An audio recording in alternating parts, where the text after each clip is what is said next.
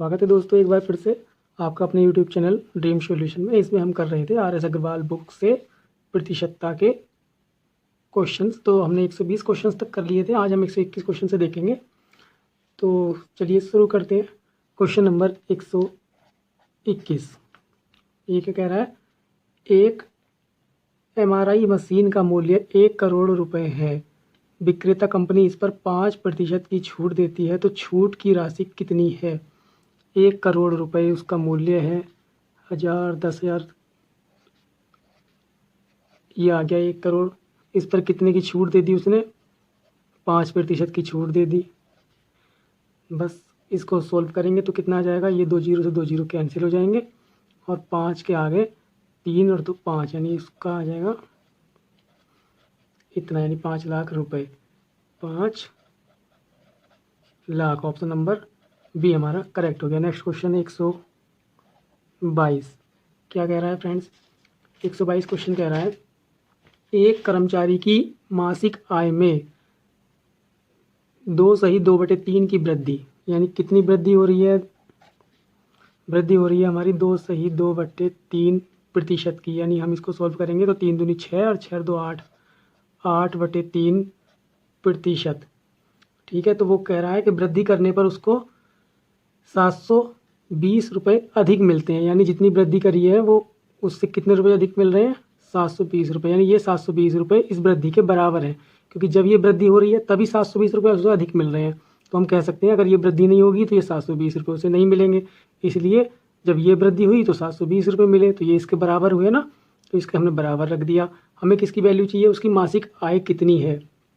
ठीक है, तो मासिक आय कितनी होगी, 100% होगी ना, क्योंकि इतने की तो वृद्धि हुई है, तो मासिक आय तो 100% होगी। तो 100% की वैल्यू निकाल दीजिए, 720 गुणा 100/8, इसके बटे में जो 3 है वो यहाँ चला जाएगा। ठीक है फ्रेंड्स, तो इसको अगर हम सोल्व करेंगे 8 9 72, ये आ जाएगा आपका 90 गुणा 100 गुणा 3, तो 9 तिया 27 और 2 जीरो, ये 100 वाले आ गए। तो आपका कितना हो गया, 27,000। ऑप्शन नंबर कितना आ गया आपका, बी करेक्ट हो गया। नेक्स्ट क्वेश्चन देखिए, क्वेश्चन नंबर 123 क्या कह रहा है फ्रेंड, तुलसीराम का वेतन कश्यप के वेतन से 20% अधिक है। यानी तुलसीराम का वेतन कितना है, 120 और कश्यप का कितना है, 100। यही कह रहा है ना क्वेश्चन। ठीक है, यहाँ तक क्लियर हुआ। यदि तुलसी की बचत 720 हो, तुलसी की बचत कितनी 720 हो, जो कि कश्यप के वेतन के 4% के बराबर है। नहीं सॉरी, कश्यप का नहीं कहा फ्रेंड, ये 720 जो है वो तुलसी के वेतन के 4% के बराबर है, जो बचत है उसकी। यानी हम कह सकते हैं कि 4% की वैल्यू इसकी वो 720 आ गई। तो अगर हम इसका 100% निकाल दें, जो कि कितना आ जाएगा, बटे 4 25 और इसकी गुणा करेंगे तो ये आ जाएगा 18,000। तो ये किसका वेतन आ गया, इसका ये आ गया तुलसीराम का, क्योंकि जब इसका 4% बचत के बराबर था, 100% इसकी आय आ गई। ठीक है, जब वेतन आ गया तो उसने कहा है कश्यप का वेतन कितना होगा, तो कश्यप का वेतन कितना है, 100 है, अगर इसका 120 है। यानी ये जो है 120 की अगर वैल्यू हो तब 100 उसकी वैल्यू होगी कश्यप की। ठीक है, तो हम निकाल लेते हैं इसको, अगर 120 की जगह रखेंगे तब 100 की वैल्यू अगर हम निकालेंगे तो 100 की वैल्यू कितनी आ जाएगी, 120, ये 0 से 0 कट गया, ये आ जाएगी 3 दूनी 6 दूनी 12, 6 तिया 18 और ये आ जाएगी 2 से कट के ये 1500, 1 जीरो ये आ जाएगा, कुल मिलाकर आ जाएगी ये 15,000। ऑप्शन नंबर आपका बी करेक्ट हो जाएगा। आप शायद समझ पाए हो, मैं फिर से समझाता हूँ। 4% से जो तुलसीराम की बचत थी 4% के बराबर थी, उससे हमने तुलसीराम का वेतन निकाला, वो आया 18,000। अब ये उसने ये कहा था कि वो 20% अधिक है, यानी अगर तुलसीराम का वेतन 120 है तब कश्यप का वेतन कितना होगा, 100। तो हमने इसको 120% रखा। ठीक है, अब 120% रखने के बाद हमें 100 की वैल्यू चाहिए, क्योंकि 100 के बराबर है कश्यप का वेतन, तो हमने 100 की वैल्यू इससे निकाल दी। यानी 120 से डिवाइड करके 100 से मल्टीप्लाई करके इसकी कैलकुलेशन कितनी आ गई, 15,000। ठीक है, next question, question number 124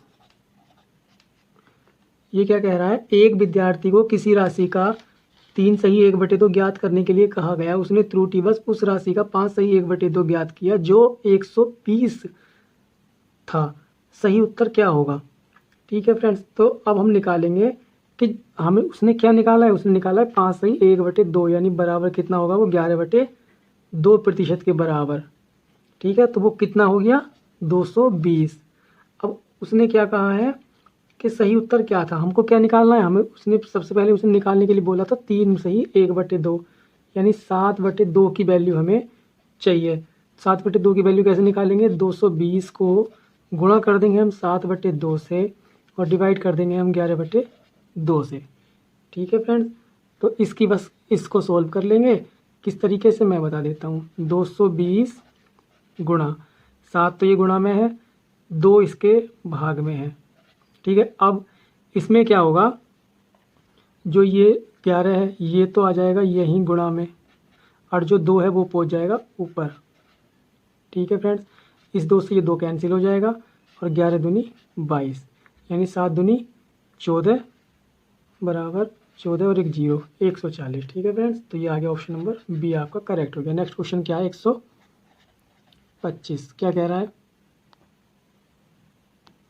question number 125 ये कह रहा है कि एक कर्मचारी की मजदूरी पहले 40% कम कर दी गई, उसके बाद उसमें 50% की वृद्धि कर दी गई, तो उसमें कितने प्रतिशत की लाभ या हानि हुई।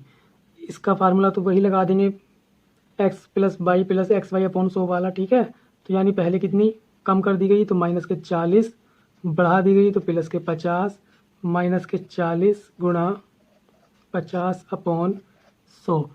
अगर आपको ये समझ नहीं आ रहा तो आप पिछली वीडियो देख सकते हैं, उसमें ये सारे क्वेश्चन मैंने कराए हुए हैं, फिर भी मैं बता देता हूँ। ये फार्मूला इस तरीके से होता है, xy + xy/100 यानी वृद्धि है तो प्लस और कमी है तो माइनस। ठीक है, प्लस माइनस हम लिख सकते हैं, वृद्धि है तो प्लस आएगा और कमी है तो माइनस आएगा। जैसे ये आया, कमी है तो माइनस, प्लस वृद्धि के लिए। ठीक है, इसको सोल्व करेंगे, 2 0 से 2 0 कैंसिल, ये आ जाएगा 10 - 20 बराबर -10 यानी 10% की उसमें क्या है, कमी हो गई, क्योंकि ये माइनस आया है तो 10 माइनस आया है तो कमी, और अगर प्लस आता तो वृद्धि यानी 10% की हानि हो गई उसमें। ठीक है, नेक्स्ट क्वेश्चन 126 ये क्या कह रहा है फ्रेंड्स, किसी परीक्षा में ए तथा बी क्रम से अधिकतम अंकों का 60% तथा 30% अंक प्राप्त करते हैं। इनके प्राप्त अंकों का योग 783 है, तो परीक्षा में पूर्णांक कितने का है।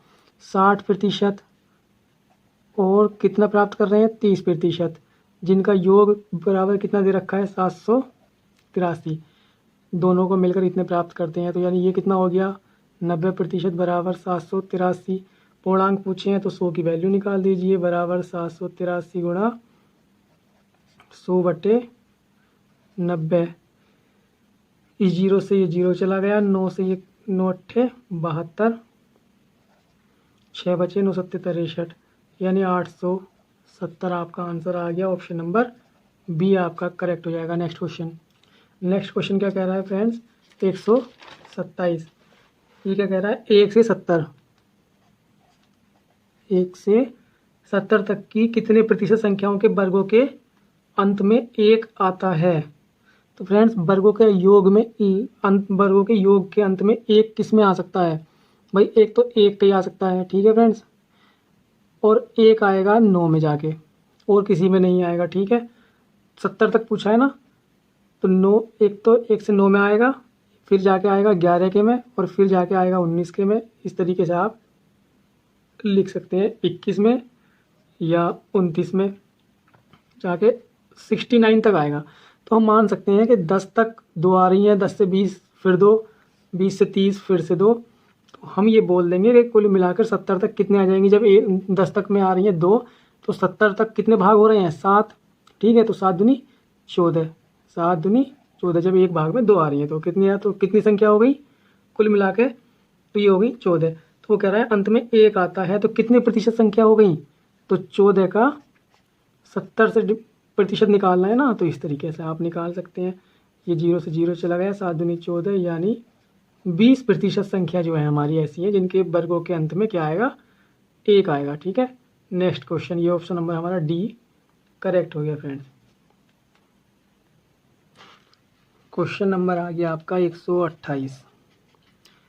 ये क्या कह रहा है, सोनू ने मोना से 10% अधिक निवेश किया, मोना ने रघु से 10% कम निवेश किया। यदि तीनों ने कुल 5780 निवेश किए तो रघु ने कितना धन निवेश किया। देखिए निवेश करने वाले कौन कौन है, सोनू, मोना और रघु। ठीक है फ्रेंड्स, ये है हमारे, ठीक है तीनों। तो क्या कह रहा है वो, सोनू ने मोना से 10% अधिक निवेश किया, तो इसने कितना निवेश किया 110, तो इसने कितना किया होगा 100, इसने 100 किया तभी तो इसने 110 किया। अब मोना ने रघु से 10% कम, मोना ने रघु से 10% कम, यानी इसने अगर 90 निवेश किया तब इसने कितना किया होगा 100। तो हम क्या करेंगे, इसकी प्रतिशत मतलब इसकी वैल्यू को अनुपात में कन्वर्ट करेंगे। तो अनुपात में कन्वर्ट कैसे करते हैं, इसकी गुणा इससे, इसकी गुणा इससे और इसकी गुणा इससे करेंगे। कैसे, देखिए आप, ये 0 से 0 कैंसिल कर दीजिए, ये 0 से 0 कैंसिल कर दीजिए, तो 11 नम 99, 10 नम 90 और 10 दाई 100। तो ये आ जाता है हमारा रेशो अनुपात, यानी इस रेशो में उन्होंने निवेश किया। ठीक है फ्रेंड्स, तो वो क्या कह रहे हैं कि इन तीनों को अगर हम प्लस कर दें 99, 90 और 100, हमारे इस भाग में कितने निवेश हुए टोटल 80। ठीक है फ्रेंड्स, तो ये कितना हो जाएगा हमारा 289 बराबर 5780। तो हमें क्या चाहिए, हमें एक की वैल्यू निकालनी है। एक की वैल्यू कैसे निकालेंगे, इससे कर देंगे डिवाइड 289 से, तो ये हमारा पूरा 20 बार चला जाएगा फ्रेंड्स, यानी 9 दूनी 18, ये क्योंकि ये दो बार जा रहा है ना, देखो 289 से 578 2 बार क्या चला जाएगा, 0 का 0 आ जाएगा। ठीक है, तो ये 20 बार हमारा, तो यानी अब इसमें पूछा क्या था, रघु ने कितना धन निवेश किया। तो रघु की वैल्यू कितनी है फ्रेंड्स, ये देखिए रेशो में कितनी है रघु की वैल्यू 100। हमारी एक की वैल्यू कितनी आ गई, एक की वैल्यू आ गई हमारी 20, तो रघु की वैल्यू कितनी है हमारी 100। तो हमें क्या चाहिए, 100 की वैल्यू चाहिए। तो 100 बराबर कितना आ जाएगा, 20 गुणा 100 बराबर 2000। इसका आंसर आ जाएगा फ्रेंड्स, ऑप्शन नंबर बी आपका करेक्ट हो जाएगा। Next question, question number 129। एक कंपनी की बॉल बियरिंग 2 किस्त मिलती हैं, दूसरी किस्त पहली किस्त से दुगनी है। पहली किस्त में 1% बॉल बियरिंग खराब थी तथा दूसरी किस्त में 4.5% खराब थी। यदि कुल तो 100 बॉल बियरिंग खराब हो तो पहली किस्त में कितनी बॉल बियरिंग थी। तो खराब दे रखी है 100, कुल जो 100 बॉल बियरिंग थी वो खराब थी, और पहली किस्त और दूसरी किस्त में इनकी परसेंटेज दे रखी है। तो कैसे क्या करेंगे, देखिए आप, किस्त नंबर 1 और किस्त नंबर 2। ठीक है फ्रेंड्स, इसमें क्या है, इसमें कितनी खराब थी, 1% बॉल बेयरिंग खराब थी। इसमें कितनी खराब थी, 4.5% खराब थी। ठीक है फ्रेंड्स, तो अब ठीक है, अब इसमें यह भी दे रखा था कि अब जो दूसरी किस्त है वो पहली किस्त से दुगनी है, यानी ये तो हमारी 2 है और ये हमारी 1 है, ये इस रेशो में हमारी किस्त दे रखी है। ठीक है, तो हम इनकी वैल्यू अगर कुल निकालेंगे तो ये कितना आ जाएगा खराब की, 1 गुणा 1 प्लस 2 गुणा 4.5 बराबर ये कितना हो रहा है 10% टोटल, और इसकी हमें वैल्यू दे रखी है कितनी, 100 दे रखी है फ्रेंड, जो कि कुल बॉल ख़राब है और ये हमने इसी से निकाला है। ठीक है, अब इससे हमें क्या निकालना है, हमें निकालना है कि पहली किस्त में कितनी बॉल बियरिंग थी। तो हम निकालते हैं पहले 100 की वैल्यू। ठीक है, तो 100 की वैल्यू कितनी आ जाएगी फ्रेंड, ये आ जाएगी हमारी 100 गुणा 100/10, यानी ये आ जाएगी 1000।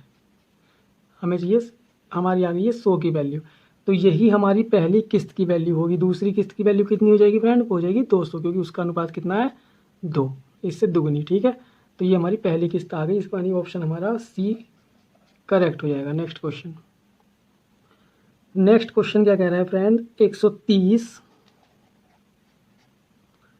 एक परीक्षा में 50 प्रश्न दिए गए तथा प्रत्येक प्रश्न 1 अंक का है, कुल कितने हैं?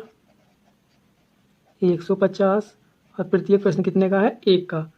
ठीक है, मीनल ने प्रथम 75 प्रश्नों में से 80% प्रश्नों का उत्तर सही दिया है, यानी प्रथम 75 में से 80 प्रश्न उसने क्या किए हैं? बिल्कुल सही किए हैं। ठीक है फ्रेंड्स, तो यानी कह सकते हैं कि इस 0 से ये 0, 25 तिया 75 और 25 चौका 100, इसको ऐसे 0 मत काटो, ऐसे काट लिए, 4 दूनी 8 यानी 3 दूनी 6, यानी ये आ गए 60 प्रश्न।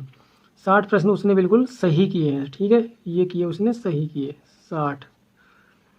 ठीक है, अब इससे आगे क्या कहा उसने, शेष प्रश्नों में से कितने प्रश्नों का उत्तर सही देना चाहिए जो कि 60% अंक प्राप्त करने हो। अगर उसे 60% अंक प्राप्त करने हैं तो बाकी के जो 75% प्रश्न हैं उनमें से कितने प्रतिशत अंक या कितने प्रतिशत प्रश्न सही करने चाहिए उसे। अगर उसे कितने लाने हैं? 60%। तो देखिए आप, बचे हुए कितने हैं?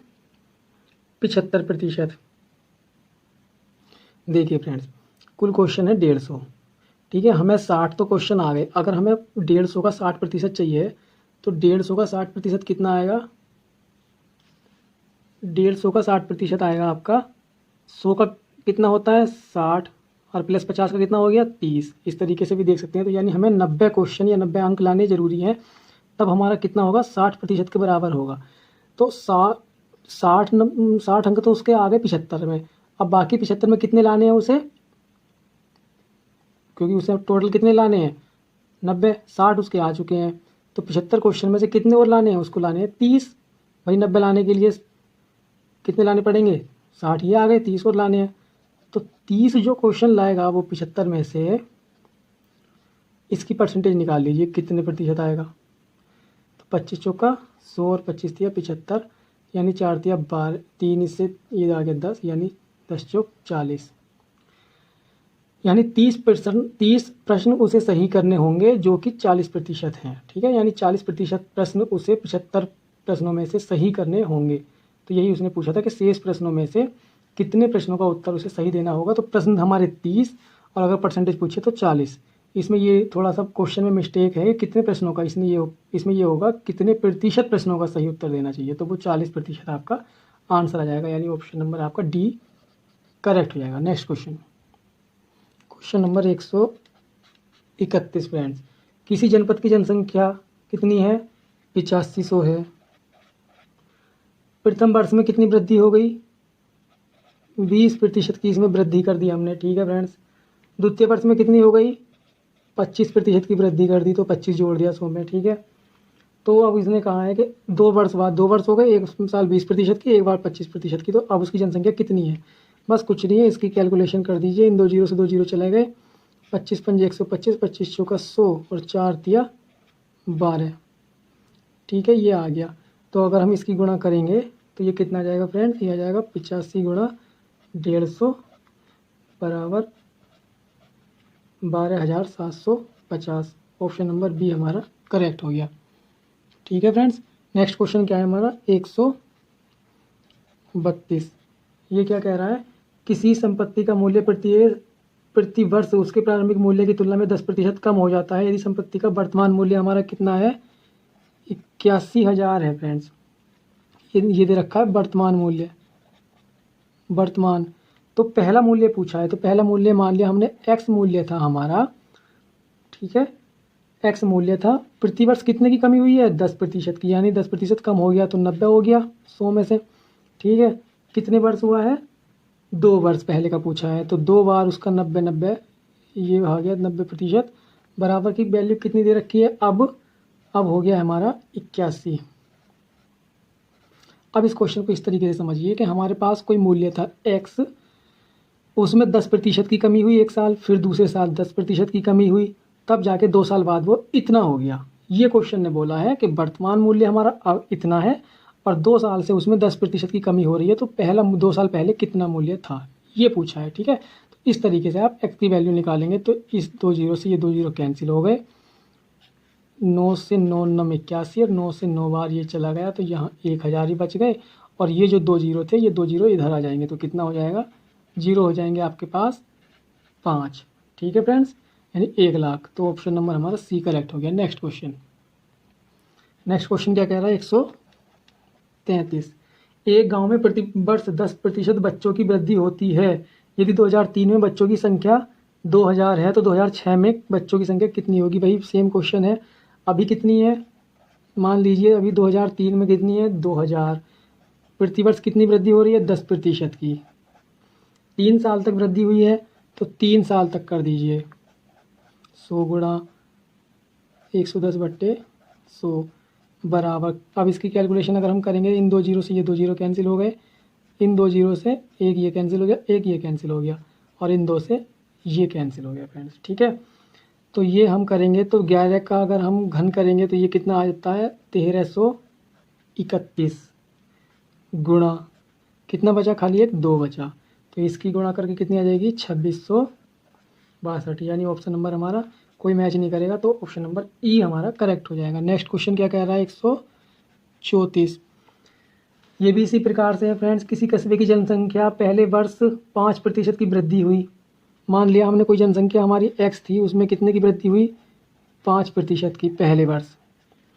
दूसरे वर्ष 5% की कमी आ गई, यानी कितना, 95 हो गया।